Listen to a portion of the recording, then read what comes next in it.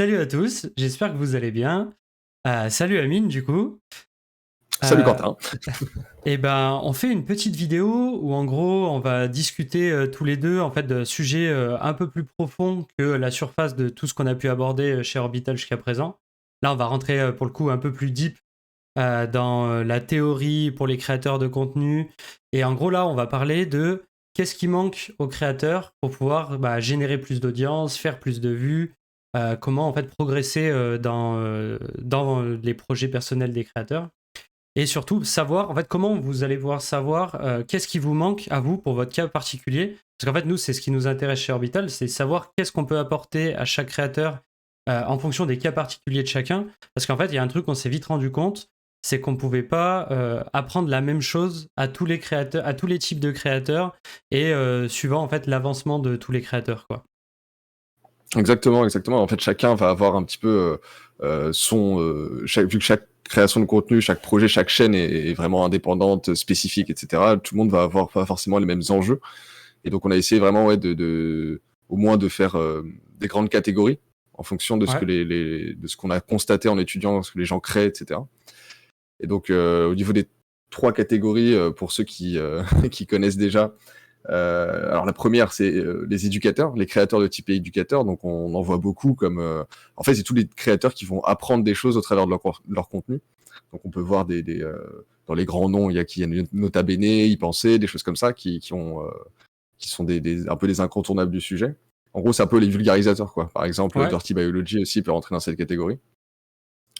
Donc voilà, c'est parce que aujourd'hui, c'est vraiment je dirais une catégorie en soi, c'est-à-dire qu'il y a vraiment des créateurs, leur but c'est d'apprendre, peu importe le sujet, il y en a c'est du cinéma, de la science, du jeu vidéo, peu importe, mais le but ça va être vraiment de transmettre des connaissances et d'essayer d'apprendre des choses à sa communauté, quoi, à leur communauté. Ouais, c'est ça. En gros, ça, c'est le premier type de créateur qu'on a identifié. C'est ceux qui ont besoin d'apprendre, enfin, qui ont besoin, qui ont pour objectif d'apprendre des choses aux gens. Du coup, nous, typiquement, si on devait se qualifier en tant que créateur de contenu aussi, en fait, on serait des créateurs de type éducateur, de la classe éducateur, si on apparente ça un petit peu à un RPG. Après, la deuxième qu'on a identifiée, c'est du coup les créateurs animateurs. C'est tous les gens qui vont viser plutôt le côté divertissement ou le côté animation et qui vont pas être sur de la pédagogie dans leur contenu. Du coup, en gros, là, il y a tous les styles Gotaga, Dogby qui sont assez connus là-dessus. Il y a beaucoup en fait de créateurs très connus qui sont au début peut-être partis d'une base un peu pédagogique. Genre, on pense à Gotaga où typiquement, moi, je le regardais sur Fortnite au début de Fortnite. Et en gros, lui, son délire, c'était de tester les trucs et puis d'apprendre aux gens un peu ce qui fonctionnait sur le jeu. Puis maintenant, on voit qu'il est beaucoup plus du côté animation. C'est ça, il a pas mal évolué dans toutes ces catégories. Et je pense que c'est ça, c'est qu'il y a pas rien n'est fermé. On Ouais, c'est peut ça le commencer délire. par un chemin et après commencer à justement faire plutôt de l'animation et ainsi de suite. Mais l'animation, c'est au sens large, au sens vraiment de divertissement aussi, quoi. Même un humoriste qui mettrait ses vidéos sur YouTube, c'est un créateur de contenu au sens animateur, quoi. Il va juste faire passer un bon moment avec un petit peu ce qu'il a sous la main, ce qu'il aime faire, etc., quoi. Ouais, carrément, pour le coup, il y a des. Là, moi, j'avais pris des exemples un peu autour du jeu vidéo, mais il y a des. Typiquement, voilà, un humoriste, c'est un créateur de contenu de type animateur qui, du coup, a même pas une activité forcément en ligne. Quand il fait du stand-up, bon, ceux qui font que du C'est ça, stand-up, c'est quand même des créateurs de contenu, mais c'est du ça, coup, IRL, quoi, au c'est travers ça. de spectacles. Et du coup, la troisième catégorie qu'on a identifiée, Ce sont euh, les performeurs. Donc là, pour le coup, c'est vraiment un peu les artistes ceux qui ont un talent vraiment spécifique dans un domaine et qui, juste en exécutant ce talent dans ce domaine-là, vont faire de belles images, en fait. Et en fait, c'est un peu ça. C'est le côté fasciné par l'image. C'est un peu ça, les performeurs. Et là-dedans, forcément, on retrouve un peu tout le milieu e-sportif, en tout cas dans le jeu vidéo, qui s'y prête plutôt bien. ouais, les C'est un joueurs pro, peu... quoi, par exemple, C'est ça, c'est ça. Les joueurs pros, les trucs un peu impressionnants, les défis, un petit peu, les choses qui vont un peu justement créer du sensationnel, mais pas forcément au sens d'animation, justement au sens de performance. C'est dans ce ouais. sens-là, c'est pour ça les performeurs, quoi. Yes, typiquement, je pense au plus jamais gros de Kamel, ça rentrerait là-dedans. Bon, alors, pour le coup, c'est un peu biaisé parce que pour le coup, lui, quand il a lancé son défi plus jamais gros, finalement, lui, enfin, la performance, c'était un peu le sujet, mais on sait tous qu'il n'y est pas trop arrivé, même s'il y a quand même eu des résultats. Mais il y avait aussi le côté animation. Du coup, c'était un peu un mix des deux, là, pour le coup, dans cet exemple-là. Mais du coup, dans cette catégorie, on va pouvoir rentrer aussi tous les gens qui sont artistes, typiquement. Moi, je sais que je suis pas Les mal un mec. graphistes, Ouais, etc. les graphistes qui feraient des créations en live. Moi, j'ai un mec que je suis pas mal aussi. Peut-être s'il voit la vidéo, il se reconnaîtra. Qui finit. En fait, lui, il prépare une expo de peinture et en fait, il réalise ses œuvres de peinture directement en live sur Twitch aussi. Il crée du contenu autour de ça. Comment on monte des expos, etc. Et donc, du coup, lui, c'est clairement un performeur. On est là pour en fait suivre son art qui va montrer au public, quoi. C'est ça. Et c'est exactement ça. Mais après, bah, comme on dit, rien n'est fermé et le but, c'est d'évoluer. On commence en tant qu'éducateur parce qu'au début, c'est super intéressant d'apprendre autour d'un sujet qui nous passionne. Mais après, on se rend compte que notre communauté, au fur et à mesure qu'elle grossit, on cherche d'autres idées. On peut aller chercher justement peut-être des choses d'animation, des choses de performance autour de ce sujet-là et ça permet de se renouveler. Les classes, on va dire, c'est le but, c'est surtout d'aider au démarrage, au début, histoire Ouais. de se focus sur qu'est-ce qui est le plus important au moment où on commence, pour pas s'éparpiller, justement. Yes, parce qu'en fait, là, ce qu'on raconte, c'est bien beau, ces histoires de classes de créateurs, de types de créateurs. Mais en fait, nous, on n'a pas essayé de segmenter ça par hasard. Parce que, en fait, on a fait ça parce que on s'est dit, qu'est-ce qu'il faut qu'on apprenne aux créateurs pour qu'ils puissent s'épanouir. On a vite compris qu'en fait, on ne pouvait pas apprendre la même chose à quelqu'un qui avait un but d'animation, à quelqu'un qui avait un but d'éducation. Et donc, du coup, il a fallu que, en fait, nous, au démarrage, qu'on segmente en fait l'audience des créateurs de global, histoire de pouvoir vraiment cibler pour chaque cas particulier qu'est-ce qui va être le plus pertinent à apprendre au début et qui va générer le plus de croissance, qui va être le plus pertinent en fait pour la croissance d'un projet, quoi. Ouais, exactement, exactement. Et en fait, le ciment de tout ça, même si justement ces barrières du coup entre éducateurs, animateurs, performeurs vont devenir un peu plus floues au fur et à mesure que le projet grossit, il y a justement ce ciment entre tout ça. C'est un peu les compétences que le créateur de contenu va développer. Et pour le coup, peu importe qu'il soit éducateur, animateur, performeur, en fait, il y a certaines compétences que tout le monde doit développer à partir d'un certain niveau de taille de projet. Et en fait, ces compétences-là, c'est un peu des compétences qu'on peut retrouver dans la vraie vie, justement, qui sont que ce soit par exemple quand on fait du marketing autour des vidéos, le marketing c'est un domaine qui va bien au-delà de la création de contenu du jeu vidéo. De même, quand on commence à développer des petits robots sur notre live ou sur notre chaîne qui va donner des informations régulièrement, par exemple, ça c'est les bases de la programmation, de l'informatique, etc.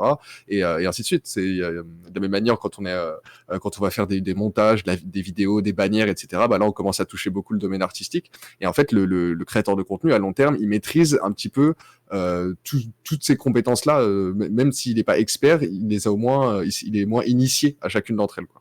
Yes. Du coup, en gros, nous, ce qu'on a identifié, toujours un peu pareil pour structurer les choses, là, on a identifié un peu ces trois grandes classes de créateurs. Et en gros, au sein de ces trois grandes classes de créateurs, le but, c'est du coup d'apprendre des choses, d'apprendre des compétences. Et en gros, toutes les compétences qu'un créateur de contenu a besoin, on les a classifiées du coup en trois catégories. Du coup, celle qu'Amine vient de citer, il y aurait la catégorie du coup scientifique, toutes les comment setup des choses, peut-être un peu de programmation, les outils à utiliser, comment s'organiser pour pouvoir mener à bien ce qu'on a dans la tête. Il y a tout le côté artistique, ça c'est un des plus connus du coup.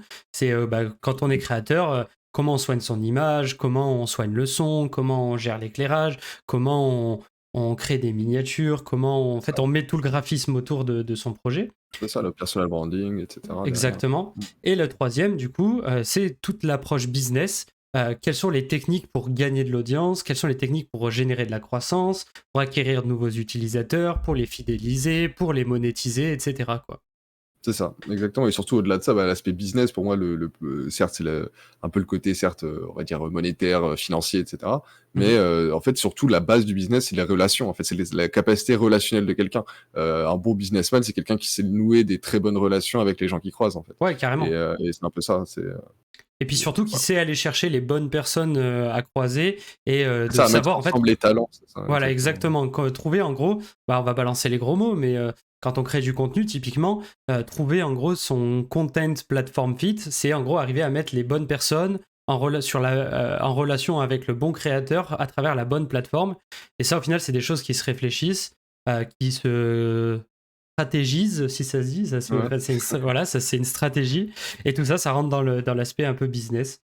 Bien sûr. D'ailleurs, il faudra je pense, fasse une vidéo pour leur expliquer plus concrètement le content platform fit et un peu toute cette idée, quoi. Clairement. Et du coup, en fait, c'est ça, l'approche business, généralement, pour les créateurs, surtout un peu jeux vidéo sur Internet, etc., l'approche business, c'est un peu moins connu. Artistique, tout le monde comprend assez vite qu'on a besoin de cet aspect-là. Scientifique, peut-être un peu moins qu'artistique, non? Je sais pas ce Je que dirais, en fait, je pense que, pour le coup, je pense que business, elle est assez connue, le côté marketing, le côté sponsoring avec les marques, c'est limite... Ah moi, j'ai vu ouais. beaucoup de créateurs qui viennent justement pour du coaching, des choses comme ça, qui diraient que la première chose qu'ils me demandent, ils ont pas créé une vidéo, mais ils me demandent comment est-ce qu'on monétise. Bah, il faut des vues. C'est pour monétiser, sinon c'est pas possible, quoi. Ouais, Et, c'est sûr. et c'est un peu ça. Et donc, au-delà, même si on a une vision un peu... je pense que aussi souvent le côté business est un peu diabolisé peut-être aussi dans ce milieu-là, considérer que tu utilises du marketing, des techniques marketing, c'est le mal, alors qu'en réalité c'est un outil en fait. On peut l'utiliser pour faire quelque chose de bien, on peut l'utiliser pour faire quelque chose de mal. Si vous avez une volonté autour de votre contenu, de votre contenu, de votre création, de votre chaîne, etc., de faire une communauté bienveillante, etc., et que vous utilisez des techniques marketing pour ça, au final, c'est juste vous battre avec les outils que vous avez face à une compétition où il y a d'autres gens qui, eux, n'hésiteront pas à utiliser ces outils marketing-là. Donc voilà. Yes, carrément, c'est C'est un- ça. Pour le coup, l'exemple le plus tordu qu'on peut trouver à l'approche un peu business, le côté un peu business, c'est les sectes, hein. C'est en fait, c'est se servir très bien d'outils très performants du coup pour C'est attirer. ça, de leviers psychologiques bien spécifiques. Ouais. Exactement, mais dans un but pas ouf, quoi. Ouais. Alors que, voilà, en fait c'est ça. Tout ça, c'est en fait c'est des armes. Et puis, comme on dit, c'est se savoir se servir des armes pour les bonnes causes, etc. Et en gros, si la cause est bonne, si le projet est solide, si le projet est intéressant, si la création de contenu est bien faite, et ben en fait, il n'y a pas de mal à utiliser les outils dont on a besoin, justement, pour pouvoir faire grandir ce projet qui est qualitatif, quoi. Et ça, il faut pas en avoir Clairement. peur, quoi. Et en Clairement. gros, pour venir un peu du coup au dénouement de cette vidéo et de cette discussion, c'est qu'en gros là on a les classes, les 3 classes, on a les trois skills majeurs à apprendre pour les créateurs de contenu. Et en gros, comment on assemble tout ça? Nous en gros on est parti du principe que l'aspect scientifique, artistique ou business, en fait ils se développent pas, en fait ils n'ont pas la même priorité en fonction du type de créateur de contenu. C'est un petit peu ça dont Exactement. on va discuter. C'est ça. Et en gros, les éducateurs, nous, ce qu'on pense, et à travers toutes nos observations et toute l'expérience qu'on a, c'est que typiquement, on a identifié du coup un skill majeur, un skill mineur et un skill critique. Et donc pour l'éducateur, le skill majeur, ce serait le scientifique.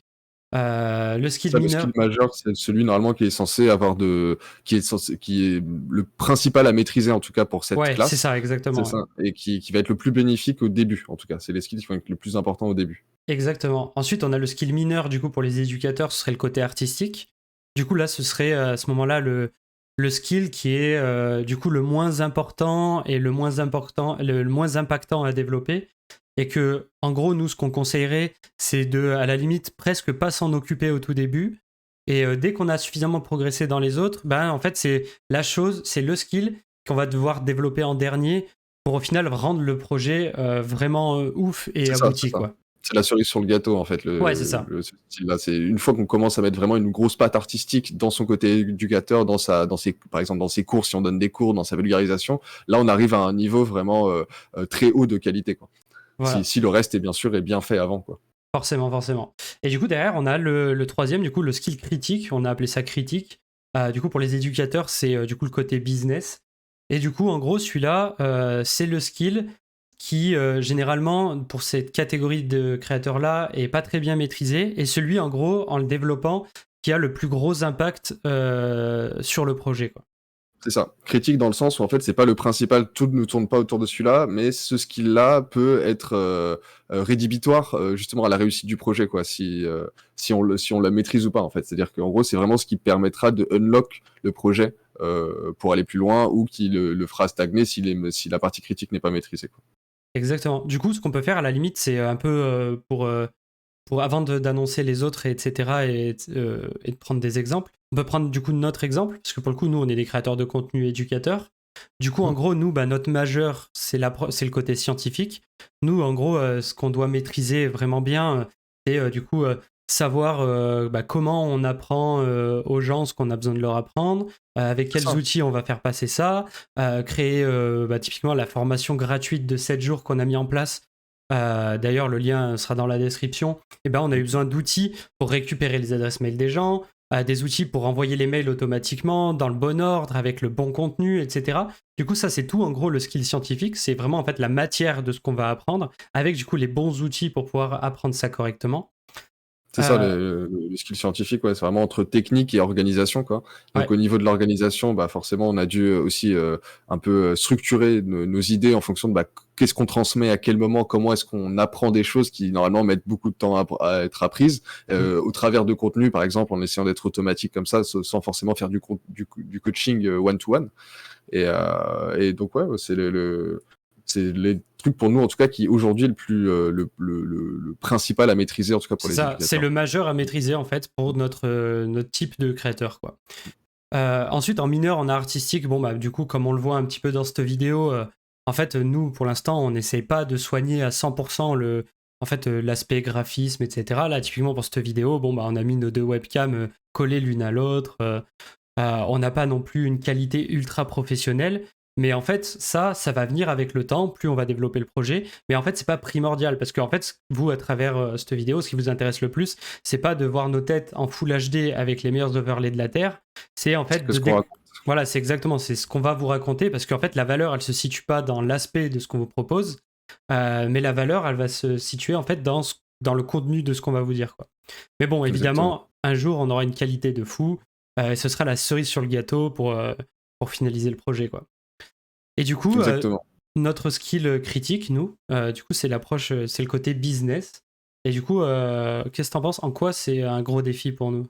Ah, pour nous, en fait, justement, ça va être en gros créer cet aspect relationnel entre les gens. En fait, c'est notre relation avec la communauté orbitale, etc. Et comment est-ce qu'on va réussir à créer quelque chose de vraiment un engouement quoi, autour de ça. Et c'est ça qui est critique parce qu'en fait, on pourra organiser toute la connaissance du monde, la faire super bien, faire des super vidéos, super claires, etc. Mais si on n'a pas créé un espèce de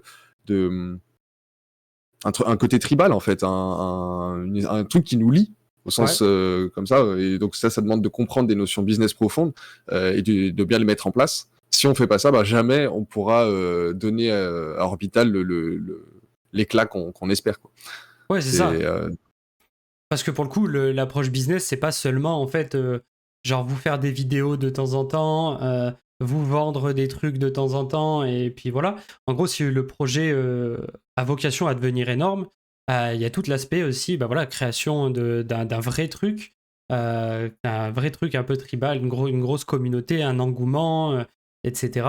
Et ça, du coup, c'est toute l'approche business. Et au final, une nous, marque c'est. forte du coup. Ouais, C'est ça, exactement. c'est ouais, une marque forte à la fin. Quoi. Et ça, c'est clairement notre skill critique en tant que créateur-éducateur. Parce qu'en fait, si on n'a pas ça, même si on a les meilleurs cours du monde, les meilleures vidéos du monde en termes de contenu, etc., mais qu'on n'arrive pas à créer ce truc-là, et ben en fait, le projet va échouer, quoi. Tout simplement. C'est ça. C'est ça. Enfin, en tout cas, atteindra pas le niveau qu'il pourrait atteindre. Quoi. Exactement. C'est- Donc voilà, en gros, si on résume très rapidement, pour les créateurs-éducateurs, nous, ce qu'on a identifié majeur, c'est le côté scientifique, qui doit être maîtrisé, enfin, qui est pour le principal à maîtriser. Bah, sans ça, il Mineur, n'y a pas d'éducation en fait. ouais, C'est voilà. ça. En fait. Ça n'existe pas. En fait, ça, majeur, c'est si on maîtrise pas ce skill-là, le projet peut pas être viable, c'est impossible, quoi. C'est ça. Mineur, en final, c'est ce qu'on va s'intéresser en dernier. Donc ça, c'est ce qui est très cool de connaître en gros les skills mineurs pour chaque catégorie de créateur. C'est vachement puissant parce qu'en fait, ça permet très vite de trier qu'est-ce qu'on a pas envie de vouloir apprendre au début, quoi. Pour se lancer et pour lancer le projet au début et faire en sorte qu'il commence à partir, quoi. C'est ça. Et sur quoi on peut justement éviter de dépenser de l'énergie alors que ça va pas rapporter énormément de bénéfices derrière ou de valeur ou peu importe l'objectif. Mais en gros, qui va pas nous rapprocher vraiment significativement de cet objectif. Voilà, c'est ça. Et du coup, business critique pour les éducateurs parce que il va falloir absolument essayer de créer cette communauté, cet engouement, cette ferveur avec les bonnes techniques pour aller chercher du coup des nouveaux abonnés, de nouveaux utilisateurs pour pouvoir en fait lancer la machine de la vie de ce projet-là, quoi, C'est de la ça. vie Et puis à interne. terme, bah, après, bah, monétiser pour pouvoir créer des choses encore plus grandes. Et en fait, sans ça, on n'aura jamais le revenu financier nécessaire pour investir et créer des choses plus importante, quoi. Exactement, exactement. Ensuite, du coup, on va passer aux animateurs. Ouais, les Euh, animateurs. Alors Vas-y. déjà, l'animateur, sans justement, l'animateur, comme on l'a dit, le truc de base, ça va être vraiment le divertissement, donc le lien qu'il va avoir avec sa communauté. Donc on s'est dit, la fondamentale là-dessus, c'est vraiment le côté business, justement. Mm. C'est réussir à déjà créer un peu sa marque personnelle, etc. Et créer vraiment un engouement autour de sa communauté, une culture commune, en fait, avec sa communauté. Et c'est ça, sans ça, en gros, il n'y a pas vraiment l'animateur a plus rien, en fait, sans ça de valeur à apporter, quoi. Et donc ça, c'est vraiment le truc principal, c'est business. Ensuite, mineur, ça va être le côté scientifique, c'est-à-dire le côté de bien s'organiser, d'utiliser des bons outils. C'est le nec plus ultra pour l'animateur. C'est une fois qu'il a, si on est animateur et qu'on commence à avoir vraiment sa maison digitale bien développée avec ses bons outils, qu'on est bien organisé, etc. Là, c'est bon, on peut, enfin c'est le truc le moins critique au début, mais une fois que tu as ça, c'est le dernier truc que tu peux mettre en place, quoi. Et donc le skill critique, c'est l'artistique, parce que toute cette entre guillemets cette communauté autour, cette ferveur qu'on va créer autour de son contenu, autour de sa personne, etc. Et bien sûr la patte graphique est très très importante, parce que c'est ça qui va permettre je pense, s'élever par rapport à l'horizon d'autres créateurs qui font la même chose, en fait, au sens compétitif. Et sans ça, du coup, on pourra jamais devenir vraiment un animateur de référence, en tout Ouais. cas dans la communauté, quoi. Ouais, pour le coup, c'est exactement ça. C'est le principal quand on est animateur, c'est la communauté, c'est de fédérer ce truc-là, créer cet engouement, aller chercher de nouveaux utilisateurs, les faire rentrer dans la commu de la manière la plus fluide possible, l'accueil, tout ça. Et puis, en fait, tout ça, c'est il y a tellement de compétition sur ce type de créateur-là actuellement que en fait la gestion artistique elle est critique dans ce cas-là parce que c'est ce qui va permettre de faire un petit peu la différence et de instantanément en fait montrer qu'en termes d'animation, si on a un son, une qualité un peu irréprochable, on a graphiquement ça transmet ce que ça a besoin de transmettre, ça va vraiment servir à sortir du lot pour le coup quoi. Alors que le Exactement. côté un peu scientifique, les outils, etc., vu qu'en fait, du coup, j'ai bien aimé d'ailleurs le petit côté un peu maison digitale. C'est Euh, ça, ouais, c'est ça, finalement, en fait, un animateur, c'est beaucoup plus basé ça qui est ça out. sur la personne, en fait, sur la personne et ce qu'il raconte et sa façon d'animer. Donc, en fait, le contenu presque un petit peu plus pur, finalement, c'est plus là le contenu qui est en avance, comme c'est pas le contenu qui est en avance, c'est la personne. Le contenu pur je sais pas comment dire ça, mais genre par exemple le jeu, si on joue à un jeu vidéo, ça devient un support et ça devient pas le sujet principal de la création de Ouais, contenu. c'est ça. C'est le support pour justement pour être son personnage ou peu importe, et en fait divertir autour de ça, en fait. Voilà, du coup c'est Exactement. pour ça qu'on a mis le skill un peu scientifique dans la partie mineure sur cette catégorie-là, quoi. Et du coup, Exactement. on va La venir, troisième catégorie maintenant. ouais, on va venir aux performeurs. Du coup, les performeurs, nous, ce qu'on a mis du coup en majeur à ce moment-là, là normalement vous commencez à comprendre un peu la logique, c'est du coup le côté artistique. Parce que forcément, quand on montre des choses et que en fait, la valeur qu'on apporte dans notre contenu, c'est le fait de montrer ce qu'on accomplit, en fait, tout simplement. Là, le côté artistique, c'est majeur, quoi. Si on n'arrive pas bien à le montrer et que c'est pas stylé, je sais pas, si vous regardez typiquement une énorme frag movie d'un joueur pro de Counter-Strike, si c'est mal monté et en 360p, eh ben Ouais, ça va pas être ça a aussi pas de valeur, intéressant. quoi. Exactement. En fait, Ça perd de la valeur par ça, rapport à la chose à la base, qui était justement des choses, justement, comme il a dit, c'est montrer des choses à l'écran, mais il faut que de base ce soit un certain niveau, que ce soit impressionnant à regarder, ne serait-ce que juste exécuter ça, que de base ce soit qu'il y ait une valeur, en fait, qui soit transmise dans le fait de regarder ça, dans le sens c'est impressionnant, ça génère des émotions, en fait, chez les gens. Juste exactement. le fait de l'exécuter. Donc à partir du moment où ça devient du contenu presque facile à faire, en fait. Un joueur pro, faire des beaux clips, normalement c'est pas censé être compliqué pour lui, quoi. Et maintenant, c'est comment est-ce que l'image, le traitement de l'image que vous allez réaliser, la patte graphique que vous allez avoir dedans, c'est ça qui fait que vous êtes un créateur de contenu performeur et pas juste une vidéo d'un montage random sur Internet, en fait. C'est assez important, quoi. Ouais, c'est exactement ça. Typiquement aussi, j'ai l'exemple, moi je sais que j'ai fait pas mal de VTT de descente à un moment dans ma vie. Et typiquement, quand je regardais des vidéos de vélo, quand on voit les montages et les images, typiquement des vidéos Red Bull, des mecs qui descendent des trucs de psychopathes, etc., avec des drones qui les filment, là, on ressent vraiment tout le côté performeur, où on montre des choses. Et si ça, c'était filmé avec une caméra embarquée en 360p, personne ne regarderait ces vidéos, quoi. Donc voilà, Exactement, exactement. Et Red donc Bull, c'est un excellent exemple du côté de la du côté qualité, performer. mais c'est surtout de la qualité graphique du coup qui est derrière, le côté artistique dans le côté performeur. C'est des gens qui font justement des performances, mais il y a beaucoup de travail artistique dans leurs vidéos en fait. Il y a aussi bien la qualité, etc., les musiques, le fait qu'on ait que le montage de comment il va être fait, on est pris dans une histoire en fait. C'est-à-dire que vraiment c'est le must pour pouvoir euh, montrer sa performance en fait. Ouais, exactement. Du coup, en mineur, on a mis business. C'est ça, business, dans le sens où en fait normalement justement maîtriser l'aspect communautaire, l'aspect marketing derrière, en fait, avec suffisamment de performance, euh, ça devient moins critique parce que ça va aller de soi en fait. Quelqu'un qui, par exemple, on fait partie des 10 meilleurs joueurs de tel truc et qu'en plus on a réussi à le mettre en vidéo de qualité, avoir des marques, avoir justement une fanbase, etc. Ça devient limite presque automatique.